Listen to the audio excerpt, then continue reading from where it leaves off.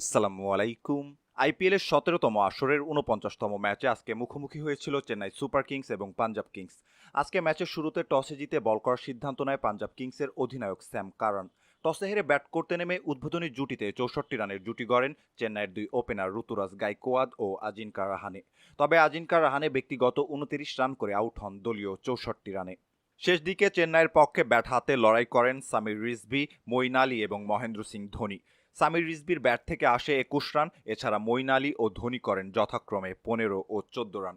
শেষ পর্যন্ত ২০ ওভার শেষে ৭ উইকেট হারিয়ে ১৬২ রান সংগ্রহ করে চেন্নাই সুপার কিংস। ১৬৩ রানের জবাবে ব্যাট করতে নেমে শুরু থেকেই চেন্নাইয়ের বোলারদের তোপের মুখে পড়ে পাঞ্জাব কিংস।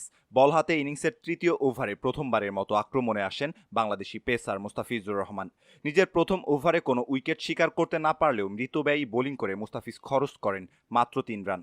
বল হাতে দ্বিতীয়বারের মতো মুস্তাফিজকে আক্রমণে আনেন অধিনায়ক ঋতুরাজ গাইকোয়াদ ইনিংসের পঞ্চম ওভারে। এই ওভারে মুস্তাফিজ খরচ করেন ১০ রান। এরপর ইনিংসের ১৫তম ওভারে বল হাতে চেন্নাইয়ের পক্ষে আক্রমণে আসেন মুস্তাফিজ। এই ওভারে সবাইকে অবাক করে মেডেন ওভার বল করেন তিনি। মুস্তাফিজের করা ৬ বল থেকে কোনো রানই সংগ্রহ করতে পারেনি ব্যাটার শশাঙ্ক সিং। বল হাতে নিজের শেষ ওভার বল করতে মুস্তাফিজ আক্রমণে আসেন ইনিংসের ১৭তম ওভারে। এই ওভারে মুস্তাফিজ খরচ করেন ৯ রান।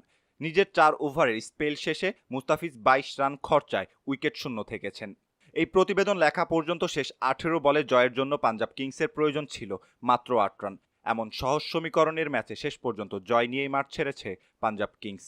এদিকে ম্যাচ শেষে চেন্নাইয়ের অধিনায়ক ঋতুরাজ গাইকোয়াদ বলেছেন, আজকে ম্যাচের শুরুতে ব্যাট হাতে আমরা বড় স্কোর গড়তে পারিনি। শুরুতে ভালো ব্যাটিং করলেও শেষ দিকে রানের গতি ধরে রাখতে পারিনি। বল হাতে দলের ছেলেরা চেষ্টা করেছে, তবে পাঞ্জাব দুর্দান্ত ব্যাট করেছে। সম্মানিত দর্শক, এই ছিল আমাদের হাতে থাকা সর্বশেষ ক্রিকেট আপডেট।